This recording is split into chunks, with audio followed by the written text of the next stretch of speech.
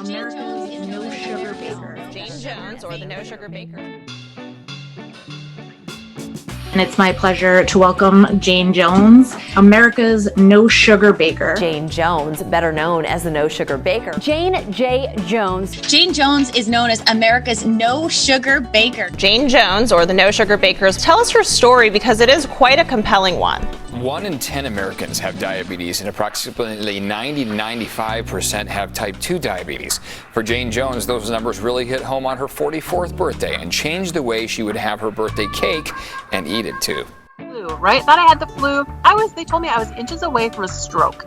I lost my vision for about 3 weeks when the glucose started to go down again back to where normal was. My ER physician told me these 3 words. She released me. She said, for the rest of your life, I need you to eat lean meats and salads. Well, guess what? I used to love being in the kitchen. I loved it, right? I prided myself on making these awesome desserts, awesome sugary barbecue sauces, and had to figure out a way to get myself back in the kitchen. I dropped 60 pounds, went completely medicine-free, and my vision is 20/20, all because I got rid of sugar. And that now you're using what you've learned to kind of educate others and be able to share what you've brought on. So give us some of your best recipes. What can you show us that you would recommend? I'm making a Minnesota favorite. It's the No Sugar Baker Blueberry Muffin. It's the No Sugar Baker Strawberry and Lemon Popsicle. Our recipe of the day is for peanut butter chocolate chip bacon cookies. But here's the thing, it's missing an ingredient: sugar. We looked at the photos from the cookbook and they looked so yummy. I have the sweetest of the sweetest when it comes to a sweet tooth, but try very hard to limit sugar. The No Sugar Baker, Jane Jones, the author of Healthy Living and No Regrets, has just the answer. I think that 10% of the population is either pre-diabetic or diabetic, however you want to make the definition. And I think that if I can help just one person, then I'm doing the right thing.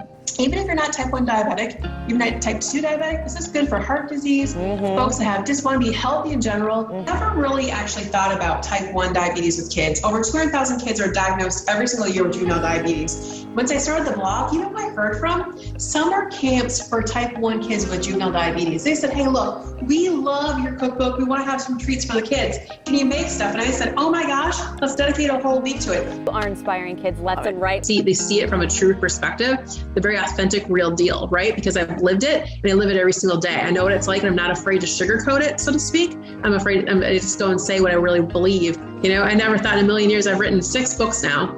You say you love sugar and you love the sweetness, you're not going to miss the sugary sweet in these great treats.